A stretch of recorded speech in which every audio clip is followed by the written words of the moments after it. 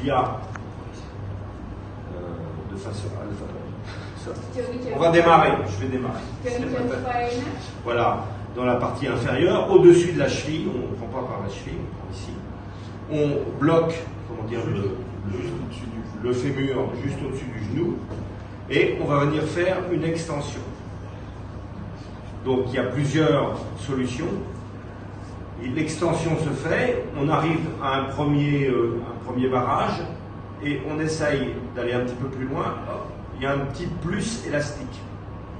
On fait le mouvement, on arrive à une première limite, on essaye un petit peu plus, il y a un petit mouvement élastique. Ça, c'est un genou qui est normal.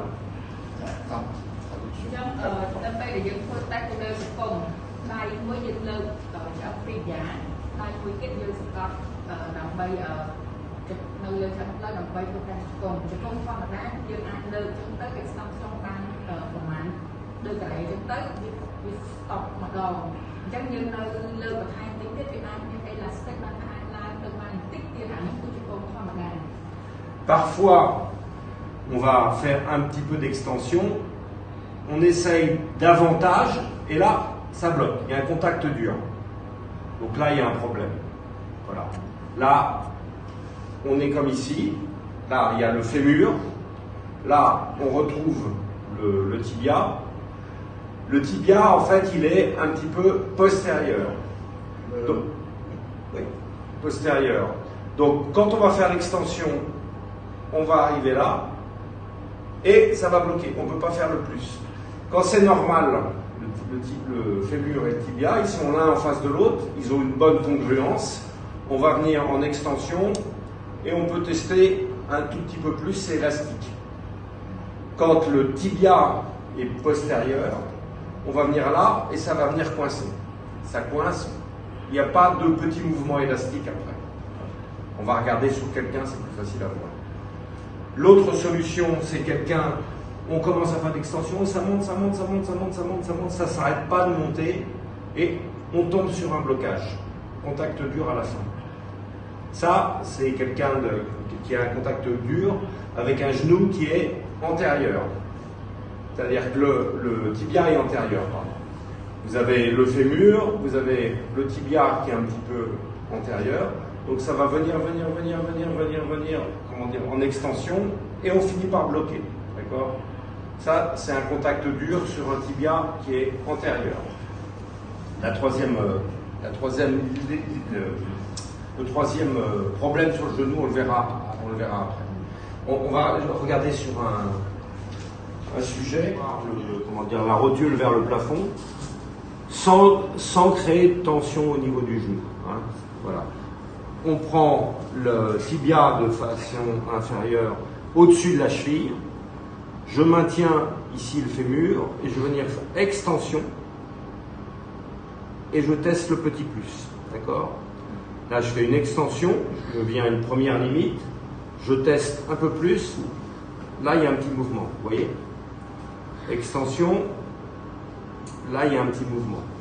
Ça, c'est un genou qui ne pose pas de problème. D'accord ? Une réponse élastique. Réponse élastique, oui, un mouvement élastique. S'il y avait un problème, je fais extension du genou et c'est bloqué. Si c'est bloqué, ça veut dire que le genou est postérieur, je fais extension et là, je ne peux pas aller plus loin, d'accord ? Donc là, il y aura une technique pour corriger ça. L'autre problème, c'est quand les gens, on monte, alors là, chez lui, on ne va pas voir, mais on monte, et il y a un blocage. Donc ça, c'est des gens, qui sont avec un tibia qui est antérieur, donc ça monte, et ça bloque. Là, le tibia, il est antérieur, ok ? Quand c'est normal, c'est, je fais un peu d'extension, je fais un petit plus, il y a un mouvement élastique. Voilà. Donc, on met en tension, en extension, il y a un mouvement élastique, c'est normal. Si on met en tension et que ça bloque, ça veut dire que le tibia est postérieur. Si on met en tension, ça monte beaucoup, et ça bloque d'un coup, c'est un tibia qui est antérieur. Voilà. On voit les corrections qu'il fait ou pas? ស្លាប់អ៊ីកេ Faire les tests. On va déjà faire les tests. ចាក់ជើងគាត់នោះគឺតិចយ៉ាងនៅ posterior On fait voir les corrections maintenant. Donc alors les corrections, si ការព្យាបាលទៅធ្វើមិន voilà, si on a un tibia antérieur, postérieur pardon, postérieur, ក្នុងករណីដែលតិចយ៉ាងនៅ posterior postérieur. On va mettre la jambe à 90 degrés. ដាក់ជើងគាត់នោះឲ្យ90 degree On vient bloquer avec son bassin. ហើយpardon On vient bloquer avec le bassin le pied. ចង់និយាយថាយើងគៀបជើងគាត់នៅនឹងទៅគៀបរបស់យើងហ្នឹងអាគៀបរបស់យើងនេះគៀបបាក់ជើងគាត់ហ្នឹង Cette main-là va venir se placer sur la face postérieure du tibia, ហើយដៃមួយដាក់នៅប៉ះ posterior របស់តិចយ៉ាង pas trop haut, អត់លើទេ parce que là on est derrière le fémur, derrière les condyles fémoraux. បើសិនយើងដាក់នៅលើខិតលើពេកយើងទៅប៉ះជាមួយឆ្អឹងក្បាលឆ្អឹង femur ហើយអញ្ចឹងយើងដាក់ដៃយើងនៅនឹង À peu près à ce niveau-là. Le coude est collé au corps. ដៃរបស់យើងនោះអាកៃដៃរបស់យើងត្រូវឲ្យគៀបឲ្យជាប់ជាមួយនឹងខ្លួនរបស់យើង Et cette main, c'est juste pour stabiliser. Juste ហើយ pour ដៃមួយទៀត stabiliser. នោះដាក់លើជង្គង់ដើម្បី stabiliser កន្លែងជង្គង់ហ្នឹង Elle ne fait rien. អត់មានធ្វើអីទេដៃនេះគ្រាន់តែចោលលើហ្នឹង Et le plan de glissement, il est là, comme ça. Donc je vais venir reculer mon corps pour tracter le tibia dans cette direction-là. ហើយដៃមួយទៀតហ្នឹងគាត់ទុកឆ្អឹងតិចយ៉ាងហ្នឹងហើយនៅពេលដែលគាត់ទាញគឺខ្លួនគាត់អ្នកទាញមិនដៃអ្នកទាញទេ Voilà. ដៃដែលគាត់ដាក់ហ្នឹងគឺមិនយកដៃហ្នឹងទាញមកទេគឺខ្លួនគាត់អ្នកទាញអញ្ចឹងទៅបានគាត់ដាក់កៃដៃហ្នឹងឲ្យជាប់មួយខ្លួនមកគាត់ណាដើម្បីខ្លួនគាត់ទាញមក Voilà. On attend que les tissus se relâchent. ហើយយើងទាញមិនបន្តិចទេយើងចាំមើលថាទាញយើងយើងទាញមិនបន្តិចហ្នឹងហើយយើងចាំរហូតទៅដល់អាទីស៊ុយហ្នឹងវាធូរទៅវិញនៅខ្លួនឯង Et à la fin, on rajoute une ហើយនៅពេល petite... ចុងរយៈយើងញាក់បន្តិចដើម្បីឲ្យកាត់ពីឆ្អឹង J'ai pas corrigé pour que quelqu'un le fasse. Pardon? Je n'ai pas fait la correction pour que quelqu'un corrige. Elle a un problème. អូគាត់ឥឡូវគាត់កែគាត់ទុកឲ្យពួកយើងអ្នកកែគាត់បង្ហាញនេះ Mais c'est une question Rhino. Oui. Vous dites ça Donc on va placer une main sous la cuisse en allant un peu plus loin comme ça pour éventuellement en revenant comme ça on revient avec la main pour corriger un peu la rotation. Voilà, là comme ça et on pose le coude sur la table.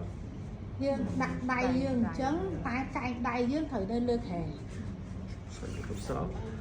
On met la main sous l'articulation du genou. La rotule est au zénith, hein, la rotule est vers le haut. Et on va pousser en direction de la table.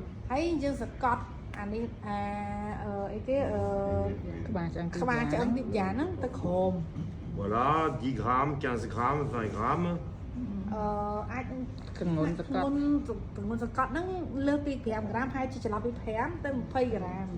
Et à la fin, on rajoute. C'est léger, hein, pas un gros mouvement. C'est léger. Alors, c'est mieux d'être sur une table comme ça, pour moi. Il faut être confortable. Là, la table, elle est un peu basse pour moi.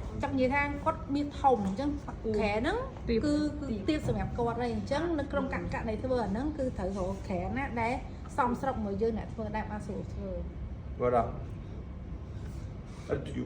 Comment dire la Plateau tibial interne. Pour le plateau. Voilà, pour le plateau tibial interne en rétroversion. Donc on va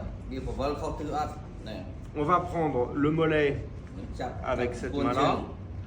On va prendre le pied avec la main droite. Et on lève le pied, on pose le pied sur le talon. Le talon sur la table, le pied à 90 degrés pour faire un pivot. Là, on vient près du patient et on teste sur la rotation interne. Voilà. Je suis là, je fais avec mon corps. C'est pas mes mains, c'est mon corps. Voilà, là, on teste. On teste. Je vais comparer parce que je vais mentir un petit peu. Cut. Ê, đọc của má cho em cái chữ.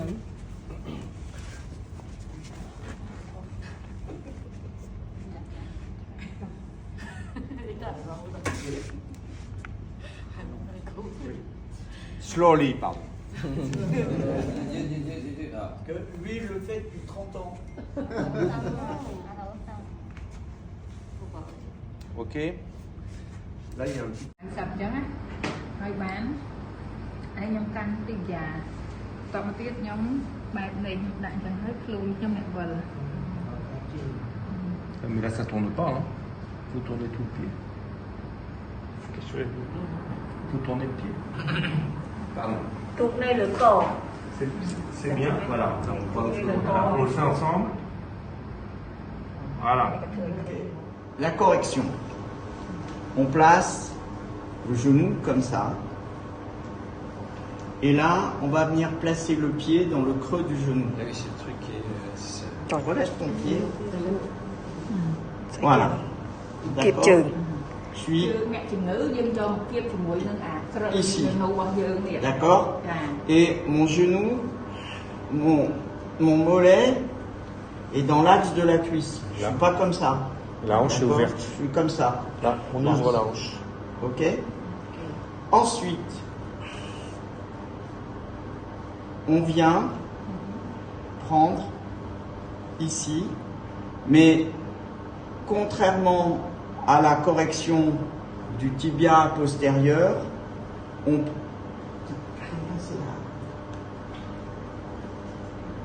merci. Voilà. Pour le tibia postérieur, on prenait comme ça. Derrière. Derrière avec tout. C'est à gauche, Là. à gauche, à gauche. Pardon, je vais le faire. Voilà. Là, on prend ici que comme ça. D'accord? Que sur la moitié. Sur la moitié du tibia. C'est pour ça que tout à l'heure, Renaud vous a montré une première correction sur l'extérieur pour pas confondre avec celle-là. Donc là, on prend juste la moitié. D'accord? Et mon pouce vient sur la tubérosité tibiale antérieure. D'accord? ខ្ញុំសុំបកតិចអាការយើង correction tibia posterior ដៃយើងហ្នឹងគឺយកទាំងអស់អា mole posterior យើងកាន់ទាំងអស់តែក្នុងករណីនេះក្នុងករណីទី3ដែល tibia retrovexation នេះគឺយើងយកតែពាក់កណ្ដាលទេហើយមេដៃយើងហ្នឹងគឺត្រូវនៅលើអា tuberosity anterior របស់ tibia អាខាងក្រោយនេះគឺយើងយកតែ tibia. D'accord? មួយភាគ3យើងចា D'accord? Ensuite, on cherche l'interligne sur la face externe du genou. On cherche l'interligne articulaire et on va très légèrement pousser comme ça pour ouvrir l'interligne interne. D'accord? Pour que ça s'ouvre ici. Alors, il y a un bon repère, c'est que si en poussant vous faites bouger le genou, c'est pas bon. D'accord? Vous poussez, mais le genou ne doit pas bouger. Et quand l'interligne interne est ouvert, on fait une traction dans cette direction-là pour ramener le plateau tibial interne. D'accord? Voilà. Et comme d'habitude, on commence à 5 grammes et au maximum, on finit à 20 grammes. D'accord? Voilà.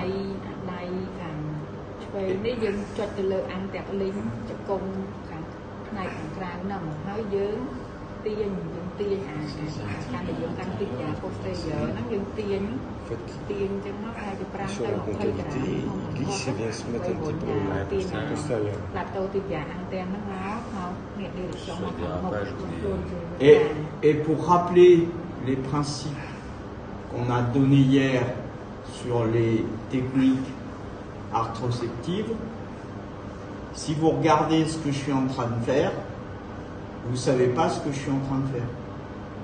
On ne me voit pas pousser comme ça, on ne me voit pas tirer comme ça. Je suis en train de faire la technique, mais on ne voit aucun mouvement. D'accord? Principe របស់យើងគឺដោយសារយើងប្រើដៃស្រាយើងអាចឃើញចលនារបស់អ្នកធ្វើនឹងអង្គើប្រើស្រួលអីគឺគាត់កំពុងតែភាពបានយើងមើលឃើញដោយសារយើងប្រើ C'est clair? Vous avez des questions? La couche gauche interne la fin externe du genou. C'est ça. La main gauche. Avec la main gauche, elle pousse dans cette direction, comme ça, tout droit, pour ouvrir l'interligne. Mais la pousse, vous mettez où? Vous mettez à l'interligne? Je pousse avec ça. Avec... On cherche l'interligne. Une fois qu'on a l'interligne, on pose la paume de la main pour que ce soit plus confortable pour le patient. Si on pousse comme ça, c'est pas agréable, c'est pas. D'accord? Là, c'est beaucoup plus doux et la poussée, elle va être progressive et on va ouvrir ici. D'accord? Pour que le plateau tibial puisse bouger. Plateau tibial externe et interne, en fait, il n'y a pas d'articulation, mais il y a C'est parce que l'os, c'est élastique. L'os vivant, c'est élastique. D'accord? C'est très souple. L'os vivant, c'est très souple. Donc, là, les deux plateaux tibiaux sont comme ça. Ça, c'est l'externe. Ça, c'est l'interne. Et comme l'os est vivant, qu'il est élastique, ça peut glisser comme ça. C'est un dérapage. D'accord? C'est ça qui se produit. Comme ça. Et si on a un ligament croisé antérieur qui est en tension, eh ben, c'est sur ce mouvement-là qui risque de casser. D'accord?